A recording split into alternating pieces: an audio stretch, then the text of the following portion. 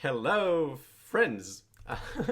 So, welcome back. Today we're going to talk about cognitive sovereignty, which is a cluster of related ideas that I think are very useful. And actually, I would advocate for them to be utilized not only, in kind of existing think tanks, but also I think it might be a really great kind of like coordination technology for future think tanks if you ever intend to found one or be part of one, but also is something that we aspire to live by at QRI. Of course, we're all humans. We make mistakes. Sometimes like we may not follow everything that we aspire to, but really the idea is to basically set up these ideal incentive structures and ideal kind of like motivations, so that in a sense, we can see how much we deviate from it and adjust accordingly.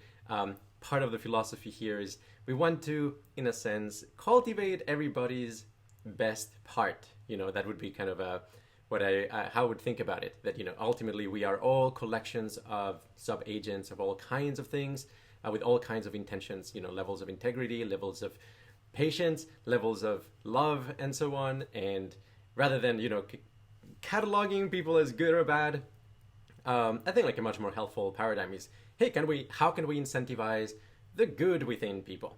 And basically cognitive sovereignty really aims to do that.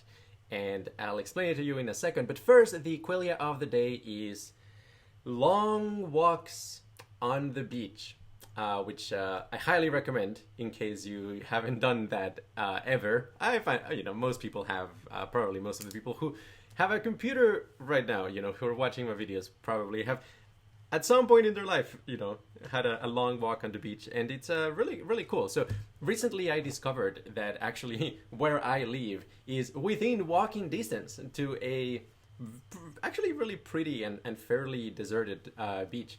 I made a video recently where I'm kind of like at the Shelling point there. Basically, you walk quite a bit and you find like these kind of like interesting place with a lot of like erosion curves that kind of like sets it apart from like the rest of the beach, which kind of like makes it a natural Shelling point for people who are in the beach, obviously. And one of the things that kind of these made me realize is that, I don't know, really internalizing the importance of kind of the extra mile. and here's the thing, like I used to go for like long walks, like 1 hour, like 90-minute walks, not super long, but like, like decent walks.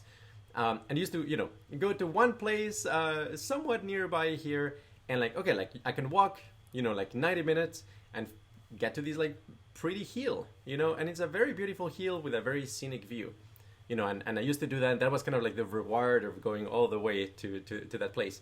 But then I found out if I also walk, maybe just a half an hour more or 45 minutes more, I can actually just get all the way to this beach, right? So like, I think of that, it may apply in quite a lot of places. Like, for example, like studying a subject, you may study this amount, you'll get like some interesting, leverage out of that, but you study a little bit more and you actually start getting kind of the non-linearities, the interactions between the ideas in the field. And oh gosh, actually it's much more interesting in that way. Or meditation, for example, or, exploring phenomenology. You could, meditate this much and go to a place that has a pretty view, or you could meditate this much and go to a paradise or a heaven realm, right? And like sometimes the extra mile actually matters quite a bit. And I think that's just something I wanted to share.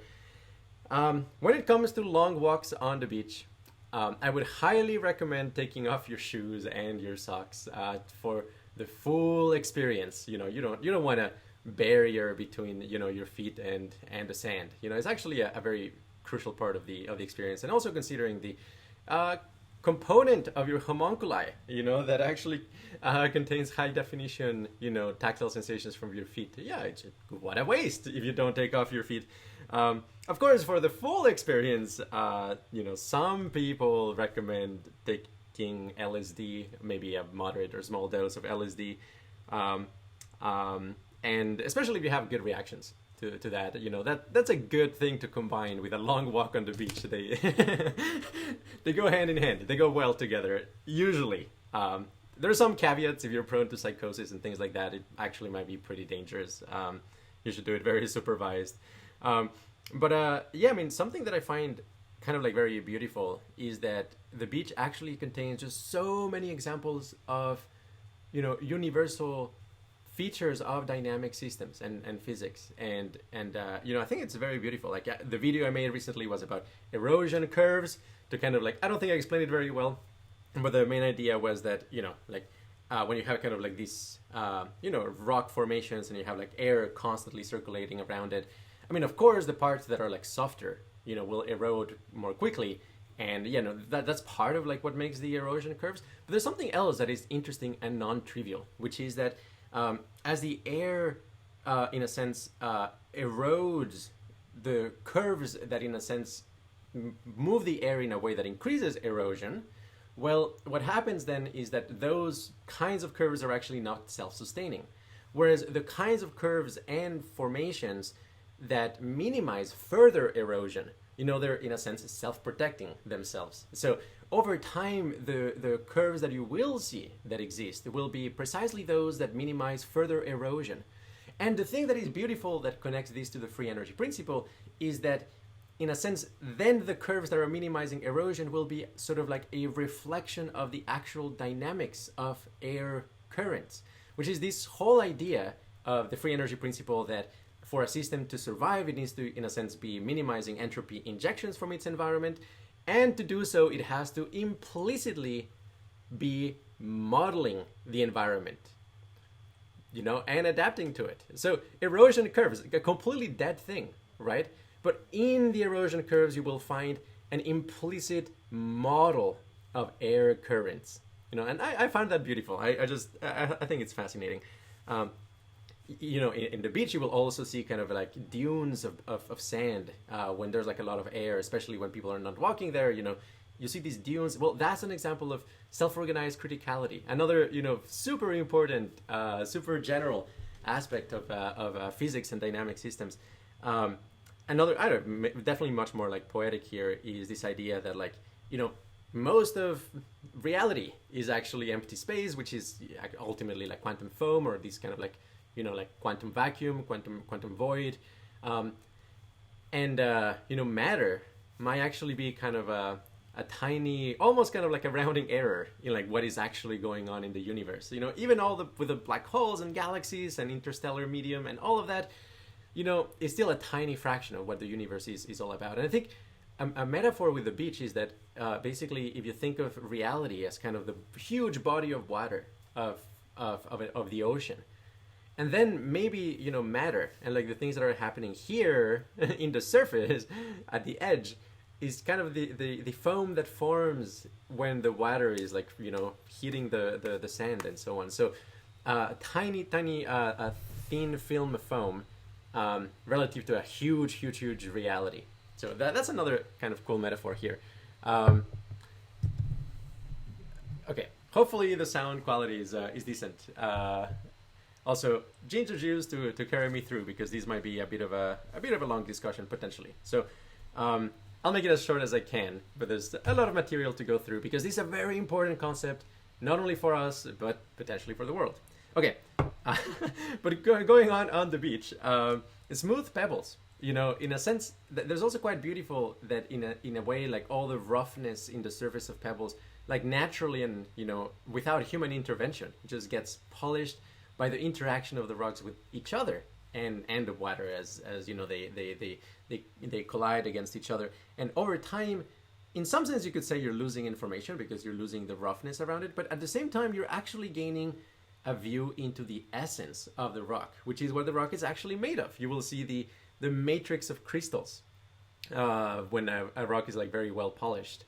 And it's kind of this crazy metaphor here of like annealing. Like if you meditate a lot, you achieve cessations and get enlightened. There's many conceptions of enlightenment, obviously, but in pretty much any of those, it's kind of like a highly annealed brain. And you could say, well, in some sense, you're like smoothing out what makes you unique. One way of seeing it. Of course, the Buddhists will say, well, there's no self to begin with. There was, whatever made you unique was not you fundamentally. But yeah, no, I mean, for sure, there's like some loss of information and maybe some loss of like, conditioned personality, which could be pretty good. Like, let's not underestimate that. but it will, in a sense, make your essence shine because of the smoothness of it. In a sense, allows you to see through. So yeah, when I see like a lot of pebbles and they're like all polished, there's some beautiful poetic metaphors there. I guess another really cool thing is you get a cellular automata in some of these shells, and again, like, well, this is maybe more of a computationalist aesthetic rather than a physics aesthetic, but still, I mean, this might be one of the rules that Wolfram talks so much about like linear cellular automata with time evolution. I guess, like, yeah, finally, you see something really beautiful too, which is, in a sense, you have the interaction between air and water. That's a big part of what makes a beach. Then you have air and sand interact with one another, like the dunes I was talking about. And then you have the sand and the water interacting with each other, like the pebbles. And they all have their own unique, like phase of matter interactions with beautiful consequences. And they're all constantly being energized by light, right? Photonic radiation. And, well, of course, during the day. And, like, the energy flow and so on, of course, is being animated by the light, ultimately. But, yeah, basically a huge amount of, interesting energy exchanges and dynamic systems that happen on the beach. So, anyway, I'd love to take you on a walk on the beach next time we meet. Well, and this, at a personal level, and this is kind of like where it will start connecting with cognitive sovereignty. So I'm very proud of my grandfather from my mom's side. I'm proud of all my family, but yeah, I mean, my grandfather was a pretty special person in a number of ways. I mean, he was an incredible diplomat, just like knew what to say in every social situation that would actually make people not only happy, but actually, get to like a resolution. He was an excellent mediator, without like, having to just be super agreeable all the time. He was just like, yeah, very good at understanding what people wanted and how to find the equilibrium of forces in a social environment. And he was an oceanographer. I mean, he was born in Iceland, but he ended up like studying mathematical physics PhD in Norway, and then he became an oceanographer and traveled around the world with his family for like various jobs, research jobs on the ocean. And he used to tell me a lot about the ocean, his subject of interest, and he was ultimately the, what is it called, like the leader of, or the manager of like research vessels for UNAM, the University Autonomous National of Mexico. And there's like, yeah, quite a bit of interesting connections here. Like, one thing I'll mention is that I was just like very fortunate to actually live close by to my grandfather. His name is Ingvar Emilsson. You'll recognize Emilsson from my name. Because, even though I was a kid, maybe 8 years old or so on, like he used to like just share with me so many cool scientific facts. Like, he would ask me things such as like, what is heat? Or like, what is, what does it mean for something to be hot? Or let's say, what does it mean for something to be cold? And I would say like, well, I don't know, 8-year-old kid or a 7-year-old kid is like, I'm not sure. I don't know what it means for something to be cold exactly or fundamentally.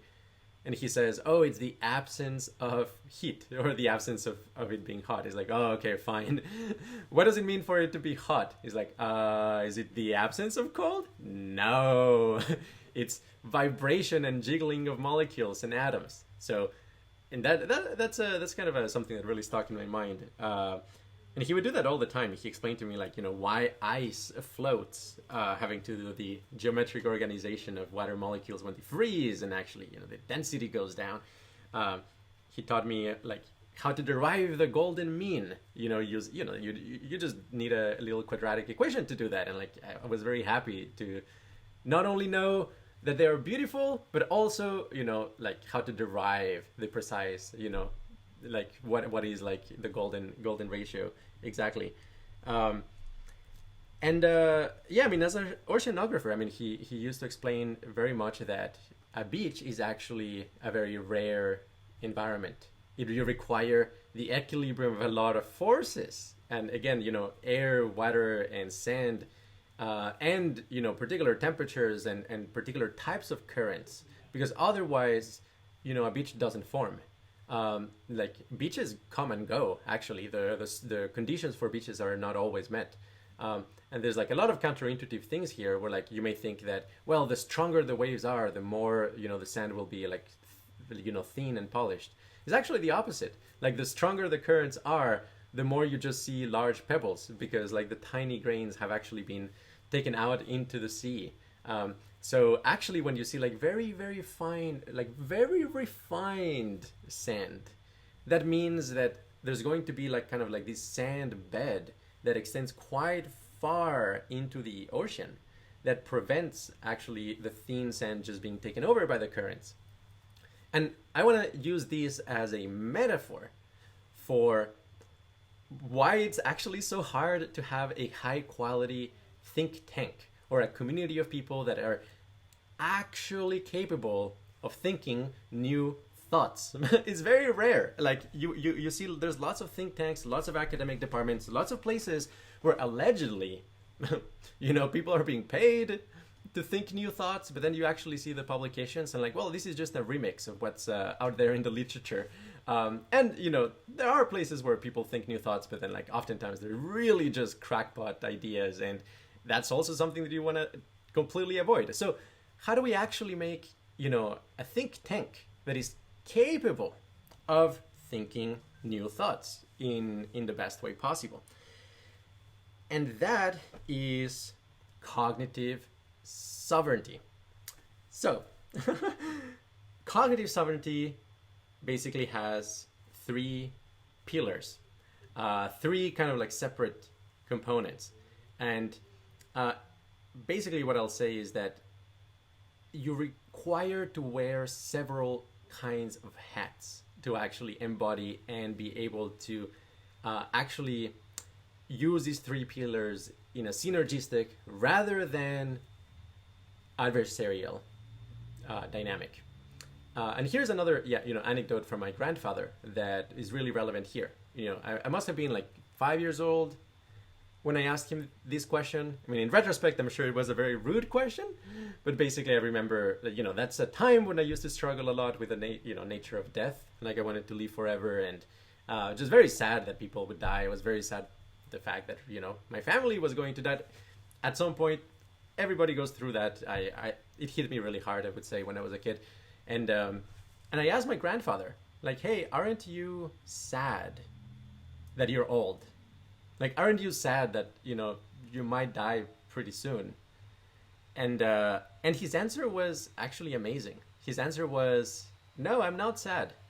I'm actually happy that I now have had the chance to experience what it's like to be a person at every stage in life. That was his response. And it really struck with me. I mean, like, this thought of like, well, actually, having had the experience of, being at every stage in life is actually a huge, it's a beautiful thing. And yes, it's sad that it will end, but also it's good that it happened. At least if you have a good life, obviously. Basically, I'm 30 years old. I have obviously not reached, my peak wisdom. I'm working really hard to try to be as wise as possible without forcing it, obviously. But there's like many stages of human development, and I definitely think that, actually being exposed to a lot of like subcultures or communities that actually take ideas seriously, I do think like it accelerates this development.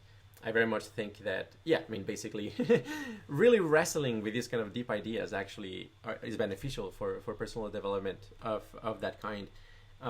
So again, I'm not going to pretend, I'm a wise old man, but I will point out that that's a very important energy or set of attitudes or kind of hat to wear. So cognitive sovereignty has three pillars, and I will basically assign to each of those pillars a different stage in life, what the positive version of that stage in life actually would entail. So the first one is being a kid, actually. It's and the values of kind of like playfulness and kind of like this yes and attitude to like when people give you suggestions and ideas, and you're excited by actually using your mind in new ways and experiencing things in a novel way and experiencing the interactions of things like the whole Qualia chemistry I've been talking about. So I would call these freedom of thought slash freedom of feeling. So the idea is that if you want to have a think tank that actually produces new thoughts, you have to not only tolerate and allow, new thoughts. Ideally, you would actually celebrate them. You would encourage them. You would enjoy them together. And of course, there's a give and take relationship here. Whereas, like, admittedly, if somebody says something that immediately I think like, oh, that's dumb, or like, that goes against my aesthetics or my values or something like that, I could just, in a sense, like play a very adversarial kind of attitude there. Is like, oh, that's dumb. I could also play a yes and like, I'm not sure I buy it, but let's see if we can convince each other of this. Obviously maintaining critical thinking and having like good boundaries between people and not just accepting whatever they say or anything of the sort. But yeah, basically having as a default attitude a yes and kind of attitude to new ideas and concepts. And this actually entails something that is really difficult in this culture, like in the modern world more generally, which is being okay with people actually reading and thinking about material that, like sources of information that one may not respect very much. Because, yeah, if you want to have cognitive sovereignty, you need this kind of idea of, freedom or freedom of thought and feeling. You need to encourage people actually going out of their way to find completely new sources of information that are uncorrelated with kind of like standard narratives. And that's fine. That's actually something that ideally would be encouraged as much as possible. I'd also say one of the beautiful things about, this kind of freedom of feeling and freedom of thought is that, like, if I ever go to Joe Rogan, for example, I don't know what the chances of that are. Joe, if you're watching this, I'm game for having a podcast with you. It would be a very fun conversation. I would actually be able to say meaningful, new, non-trivial things about DMT that the audience would appreciate, and I bet, he's not thinking about it in those terms, Anyway, all of the videos I've done about DMT, including the Harvard talk on the hyperbolic geometry, I'd love to talk about that in Joe Rogan. And obviously, talking about that takes a little bit of guts. But, obviously this is kind of like my subject matter, something that interests me very deeply and I give a lot of thought. So that's not that big of a deal. But the thing that I can promise that these like freedom of feeling and freedom of thought actually gives me is that if I were to go on Joe Rogan or equivalent, I would have no qualms whatsoever about talking about, for example, wild animal suffering. I'm not a hardcore wild animal suffering advocate, but it's like I see the arguments and the reasoning, and it's like, yeah, it's actually a no-brainer once you kind of like get a bigger picture about, consciousness and valence and species-specific valence. And yeah, like probably there's a ton of suffering out there in wild animals, and yeah, just the fact that we are not quote-unquote responsible for them, we're not causing it, doesn't absolve us from the responsibility of actually doing something about it. Again, I'm not advocating for any premature actions. I'm just saying this makes sense, and I don't care. I don't care if it doesn't make sense to the average person, to the average Joe Rogan, listener. It doesn't matter. I will just say it, and that I think is very precious. Actually, if you look at, think tanks and organizations, you will generally see that very bold visions that get started oftentimes end up being like completely hedged because, the PR department and the HR department of the organization and whatnot try to dumb it down and make it more, palatable to the broader readership. And eventually the organization tends to adapt to basically whatever the culture wants. It will say whatever people want to hear. And at that point, what is the point? What is the point of doing it? Again, let's think new thoughts and be bold. Not care. It does not matter if other people find it counterintuitive or weird or alienating. Of course, we have to be tactful. That's obviously very important, being gentle and so on. But when it comes to censoring, really important core ideas that don't harm people when you share them, yeah, let's do it. I'm in, I promise. I'll talk about that sort of stuff. It doesn't matter. And yeah, I'll do it in a playful, joyful, and actually really persuasive way. And, all of that would not be possible without these very important attributes. And, I'm sure I've not been perfect here in the past of shutting down ideas prematurely and so on. But no, I think as an organization and as a basically putting forth a vision of what a good think tank would have, full support of, basically freedom of thought and freedom of feeling. Number 2 is idea ownership. And this would be the kind of adult, the adult type of relationship. So again, we feed and nurture and love the inner child. But we don't let the inner child, take control of the sheep. No. You still need an adult, actually. You need the adult in the room. And in this case, I would say that the role of the adult in the room is to keep track of metadata. So this is, bit my tongue. This is very important that, I'm sure you have been in groups of people, if you're interested in things like, rationality or science or even, you're very, you have a lot of what's called a need for cognition is one of the psychological scales we look at. If you have a lot of need for cognition, and you're in a certain social gathering, you will notice how there's a lot of variability in just how well people remember who said what. And in a lot of contexts, this probably doesn't matter when it is chit chat.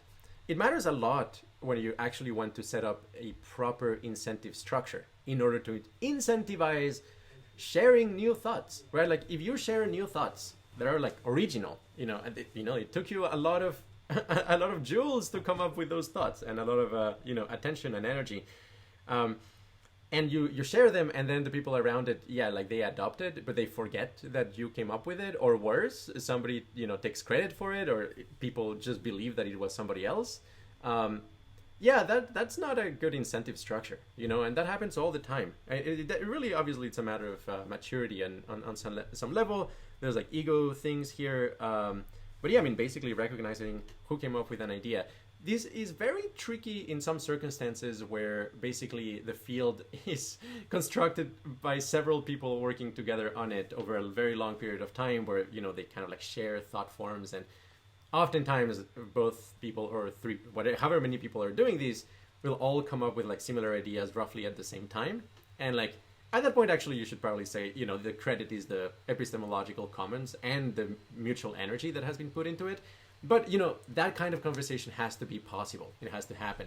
On the flip side, also in idea ownership, you part of the deal is to not be excessive in how you do this, right? You don't, for example, give thanks excessively or cite people excessively and expect others to reciprocated when actually there's not much of real genuine idea being transferred here, right? So there's a right balance.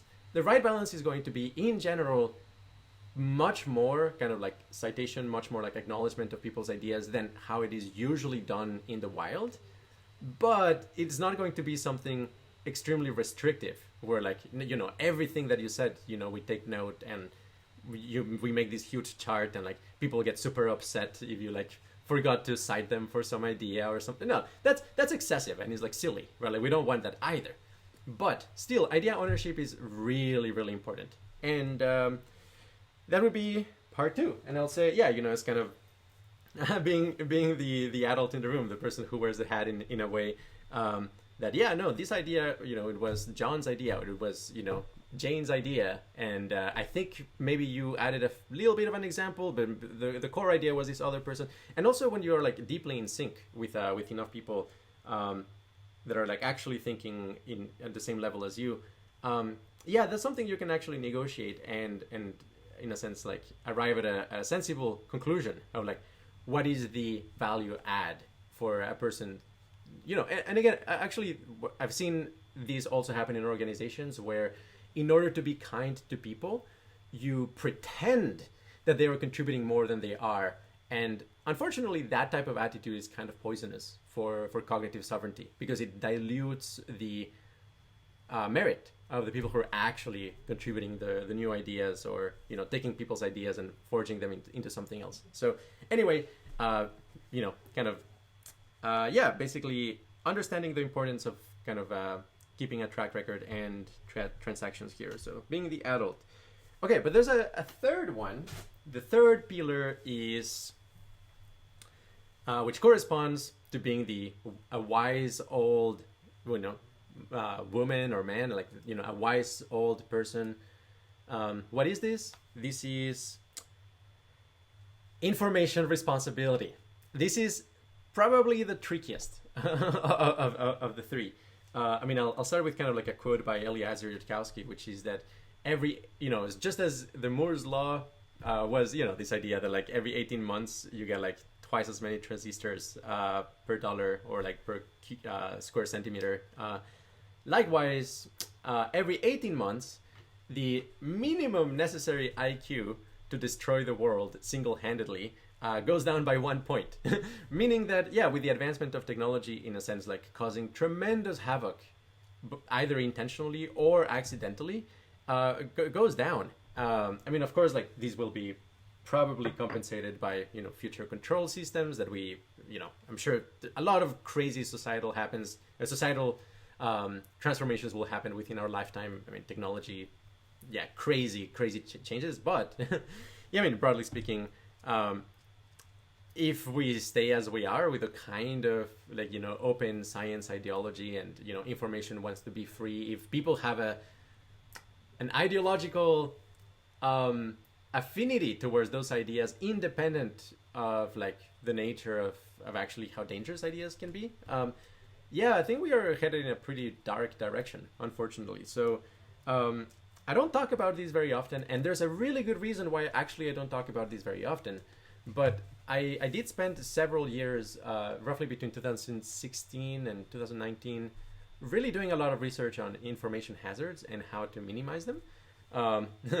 I must have written, almost 100 pages of documents on these, and ran like simulations, things such as like, taking the empirical network of how people who contribute to relativity, the field of, general relativity in physics, and basically modeling how like, information that is dangerous, if it arises independently in a couple of researchers, like what are the conditions that would allow them to actually contain that information and preventing it from being spread widely.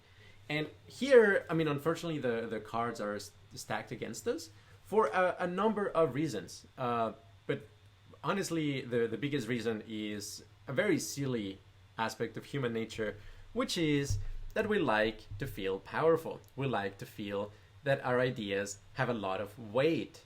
So there's this very unfortunate dynamic. Like if you think of, for example, within effective altruism, especially the subcomponent of existential risk.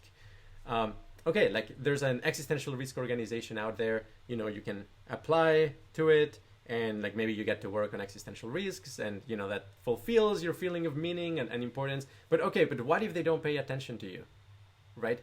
How do you prove that you're a good existential risk researcher? Well, you have to show that you're able to come up with existential risks that nobody else is thinking about. And of course, ideally, you would figure out how to mitigate them as well. But like talent in coming up with existential risk is obviously an asset if you're like a responsible researcher in an org that takes information security seriously. It's a terrible skill to have if you're not in a container, in an appropriate container, right? It's like a horrifyingly bad idea to just be, talking online about ways in which the world can be destroyed more easily. And obviously right now I'm not going to give you examples of these sorts of ideas.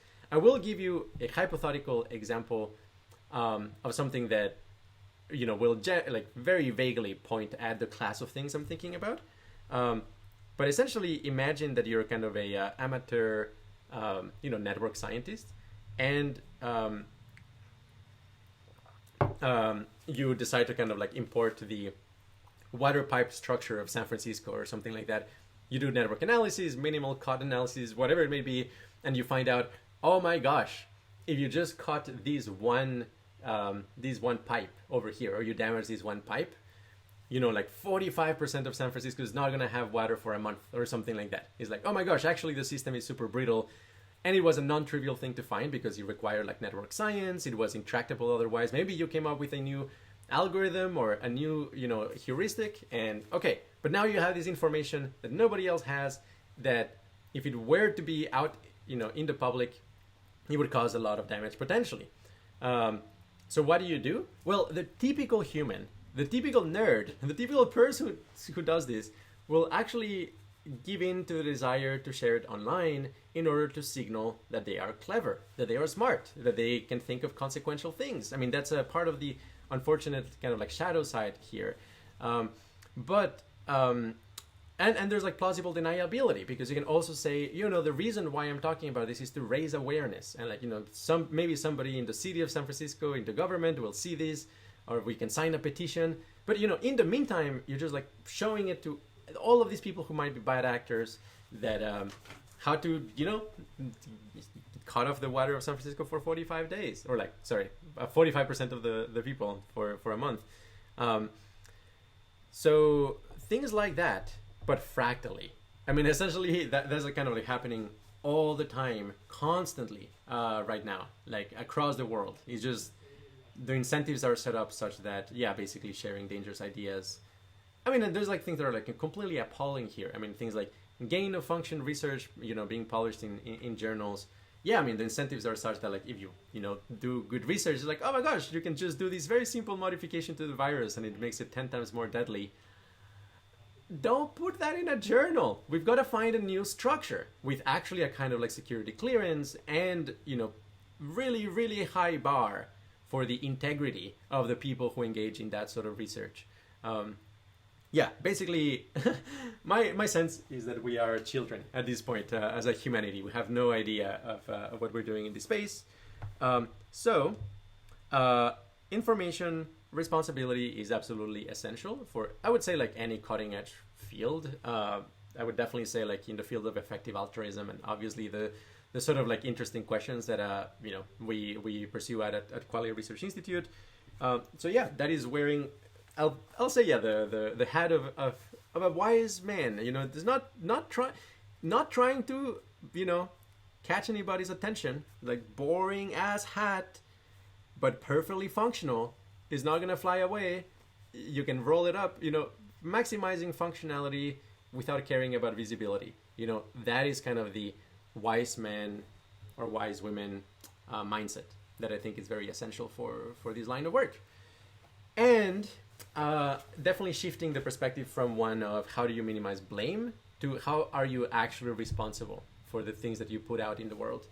Now, my claim here is that these three pillars together essentially are profoundly synergistic. Why?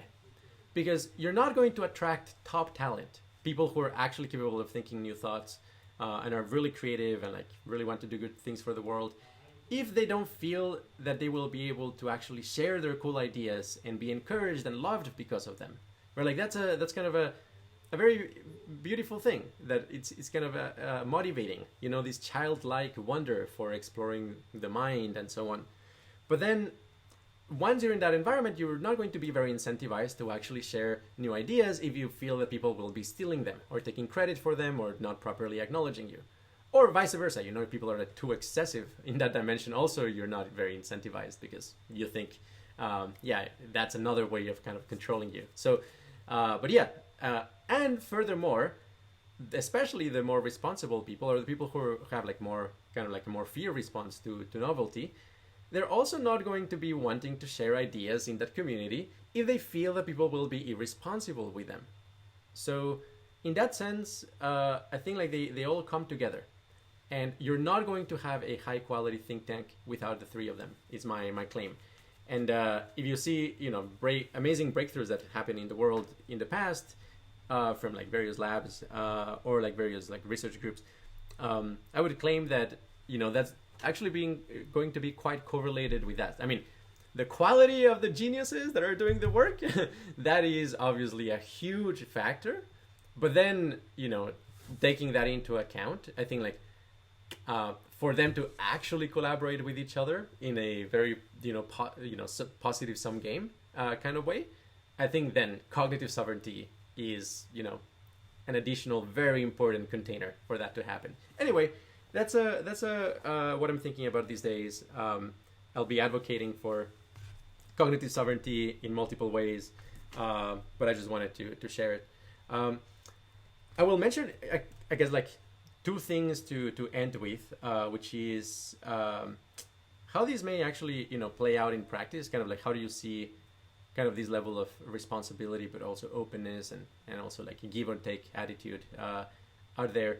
So I was thinking of like, I mean, imagine the following scenario that like we're at a stage where we know enough about, positive valence, the state space of consciousness, benevolence, that we can start to plan paradise, legitimately starting to plan, not necessarily the end of, the end all be all of paradise, but starting to really kind of like set up society such that like, there's not going to be any more suffering, because we have like technologically actually eliminated it. But also we are, wire heading done right. We are super sane. It's not a matter of like being crazy, impulsive or whatnot. Just, freedom to explore the state space of consciousness, and it's like let's say like a 100-year project. And as part of it is kind of like, hey, we want consciousness to win. We are in team consciousness against, in a way, pure replicators that they just want to copy themselves independent of, whether they cause suffering or whether they like agree with the values of consciousness at all or not. And so imagine we're doing that, paradise engineering, and we are like now taking into account what are the possible replicators out there that might, colonize the paradise and take it over, and then it's, it's bust. So we have a model of those replicators, but maybe in the middle of it, as we're constructing, the Tower of Paradise engineering or whatever it may be, we start to realize that, well, actually the replicators have like adapted to some extent, and now they are kind of like slightly different. So the general human impulse at that point, and you see these in like empires, you see these in like city planners and so on, is to literally to just power through and pretend that the problem is not existent, because there's just so much emotional pain. Of course, in this situation probably there will be the analog of pain, functional analog, but anyway, there's usually a lot of like psychological pain associated with just having to let go of a beautiful project you've been working on, because all of a sudden you realize it's unsafe. Most people would power through, but the responsible thing to do would be, hey, this is not going to be perfect. There's a risk of replicator takeover. I'm sorry, let's dismantle it and try again. Now with an updated model of how these replicators actually work. And in that sense, yeah, canceling paradise. And if humanity is responsible, probably that will have to happen a couple times as, like new replicators or crazy new like intelligent strategies for taking over, by whatever means, start to evolve in the new exotic environment that has been created through kind of like adapting the system towards something that is more geared towards paradise engineering. So that's one. And then the other one, this also connects to my grandfather to some extent, is multi-level selection. This is something that I've been talking about with Mike Johnson, one of the collaborators, co-founder of QRI.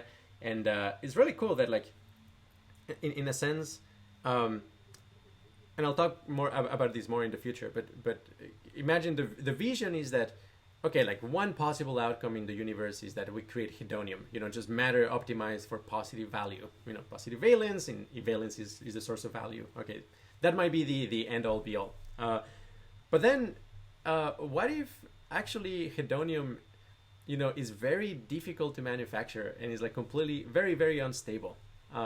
So maybe it's something like you require some super specialized conditions to actually generate hedonium. think of it as kind of like in a particle accelerator or a fusion reactor. Fusion doesn't happen out there, in room temperature. You need to create these super specific conditions for fusion to happen.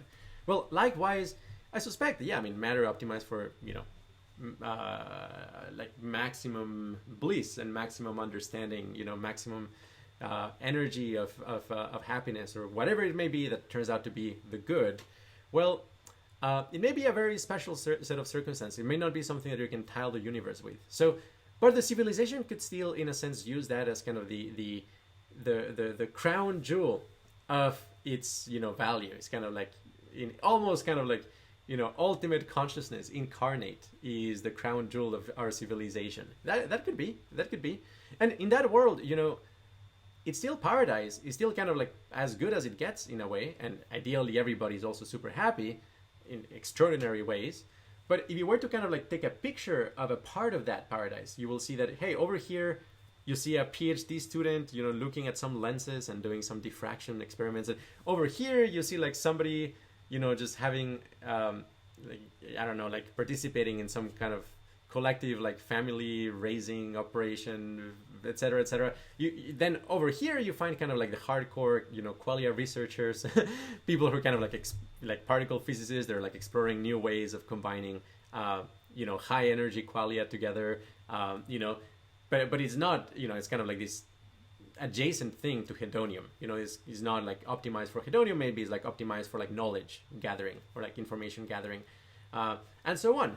So this huge world would have so much detail and so much specificity, but you zoom out and you realize how they're all harmonized and contributing together to the creation of this massive exploration of consciousness and the sustenance of ultimate consciousness, or whatever it may be that ends up being like optimized, hedonium.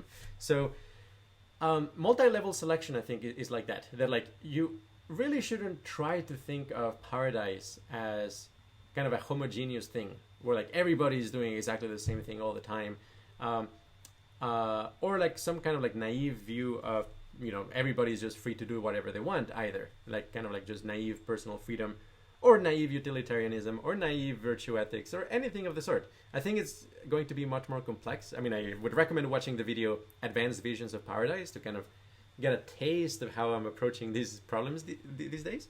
But with multi-level selection, basically we have to explore where freedom is best placed. And I will say, for me, I do have kind of a bit of a hardcore individual freedom intuition, which is that I strongly believe that, to participate in whatever social system should be a opt-in activity. Like, you should not be forced to be part of any particular society.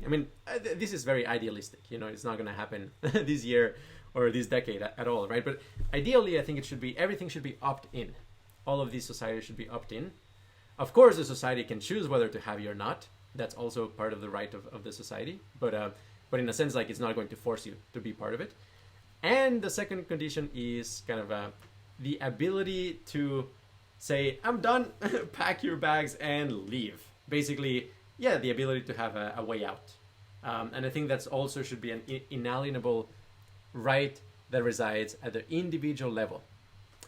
But, given those two rights, then I think actually it makes a lot of sense to place quite a bit of freedom at the organizational level, where in a sense, it's the organization or is the society or the group that is through whatever self-organizing principles it may have settled on, it will be exploring how to do social organization, how to assign roles, who does what, by what criteria we assign that, and so on, so that it's not just chaos inside. Not everybody is trying to be the captain, not everybody is trying to do the Romeo and Juliet scene all the time, sort of thing. So you actually want people who can take responsibility. Obviously this is connected with information responsibility at this level of cognitive sovereignty. But if you don't have that, then you will have a permanent state of the crab bucket state, which is that if you put like one single crab in a bucket, it can climb all its way out. If you put a lot of crabs in the same bucket, they will try to use each other to climb out of the bucket, and none of them will make it out. So things like that, like when you have like people who are like very individualistic and sure, like they're able of thinking new thoughts, but you put them in an environment where there's no information responsibility. Yeah, it doesn't work, right? Like they will not be able to collaborate very well.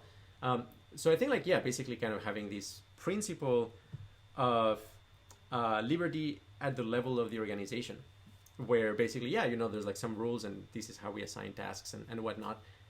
If you don't like it, it's fine. You can leave anytime. And that is like up to you, is 100% your right. But then also don't try to, change what makes that particular organization work, empirically, So, and my sense is that for us to actually arrive at like better, high quality, high dimensional, hedonium pursuing, modes of social organization, we're going to need to do a lot of exploration, which is actually why I really personally enjoy a lot the aesthetic of something like seasteading. This idea that like, we are in a gridlock societally, and, whenever there's a big social experiment, usually is like at a massive scale, not like tried out in small scales first. And it's like, there's no opt-in, right? Like, and no opt-out, right? Like if there's a revolution in your country, it's oftentimes they're not going to allow you to leave. It's like tyrannical that now you will be part of like whatever changed, whatever like new social system exists. And yeah, I don't think that's a good idea at all. Anyway, my sensibilities is go pretty against kind of like any kind of like forced like participation in any social system. And essentially, I want the freedom to exist at the organizational level so that we can continue to guarantee cognitive sovereignty and actually be a beacon of high quality thoughts that are safe and properly attributed. So anyway, that is the vision. And I mean, for sure, if you are interested, in actually contributing to the world with new thoughts, with new ideas, I do think essentially finding other people who are at your level is pretty much necessary, and ideally people who've gone further so that they can mentor you. In my experience, for sure, like the best conversations that happen about any topic, really, not necessarily the most wholesome or heartwarming. I just mean like the highest quality, like objectively, when it comes to like new ideas and new information being generated. That tends to happen when everybody in the room actually shares a very large bulk of background philosophical assumptions, and they're like basically interacting in good faith, and they're friends. Maybe they're high.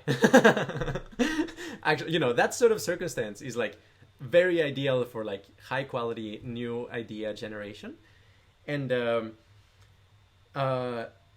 that's like very difficult to find. Again, it's kind of like this a beach. You need the equilibrium of a lot of forces for that to actually happen, and one of the pillars goes out, and then all the sand gets washed away, and it's not a beach anymore. You can't see the sunset walking on the beach anymore. Very sad. So another thing I would say, just kind of like concluding here, is I mean, EA, Effective Altruism, for a while, I would say like had a decent amount of cognitive sovereignty. I mean, I still respect, like, especially people at EA. There's a lot of incredible, very altruistic, very smart, very awesome people in Effective Altruism. But being completely honest here, currently my assessment is that in Effective Altruism, there are no new thoughts. Essentially, a lot of thoughts became canonized and crystallized. And when William McCaskill, sorry, William, I really love you. But when William McCaskill said in EA Global 2018, and make sure to keep EA weird, like that is the moment where a lot of people in EA realized that it was not going to be weird anymore. Yeah, I mean, the moment you say that, and I mean, just like the change in the feel of the movement, that like your new exotic ideas are just not encouraged. What's encouraged is basically mainstreamizing the ideas that already exist and kind of like get into the mainstream society with them and spread them around, rather than like thinking fundamentally new thoughts. So, which is very sad, very sad. I'm still optimistic. William McCaskill, if you're hearing this, I'd love to have a conversation about this. But yeah, anyway, let's keep having cognitive sovereignty and cultivating it. And if you want to be a deep collaborator with Qualia Research Institute, or honestly any high quality think tank in the future, I recommend that you kind of like show to people like the new thoughts that you can have a portfolio of projects, show that you can actually think in a way that is uncorrelated, not just putting a lot of buzzwords and put them, no, actually like showing that you can think new thoughts. Second, show that you can attribute, that you read a lot, that you actually consume a lot of people's ideas, and that you can link to them at the very least, if not actually talk about that explicitly, and share that. And finally, yeah, show you're responsible. Like if I find somebody who's like, hey, very smart, and maybe even also like gives a lot of attributions that are like fair, not excessive, and so on, but is like a super edgy, hyper political person, I'm probably not going to want to collaborate with that person in the future, not at deep level. And I mean, maybe if there's some kind of like convincing that actually that was like a phase and the person is over it. But oftentimes those are kind of like enduring personality traits. And that type of attitude, I don't think is compatible with like working at a think tank where there is a certain probability of encountering like information that might just not be good to share widely. So yeah, I mean, that's my advice. For all of you, people who are like working on creating your career of your dreams and you want to contribute new thoughts to society, do that. Show that you can actually be a high-level player that engages in cognitive sovereignty. And I think that's about it. I mean, I want to thank everybody at QRI. Especially Mike and Zach and Quentin. Also, Sean and Mackenzie, Anders and Maggie. And of course, all of our advisors and people who are helping us. David Pierce, for example, amazing conversations, huge influence. And let's make a beautiful beacon of new, safe, fun, and pro-social ideas that we take responsibility for. All right, infinite bliss, everybody, and I'll talk to you another time about another topic. Ciao.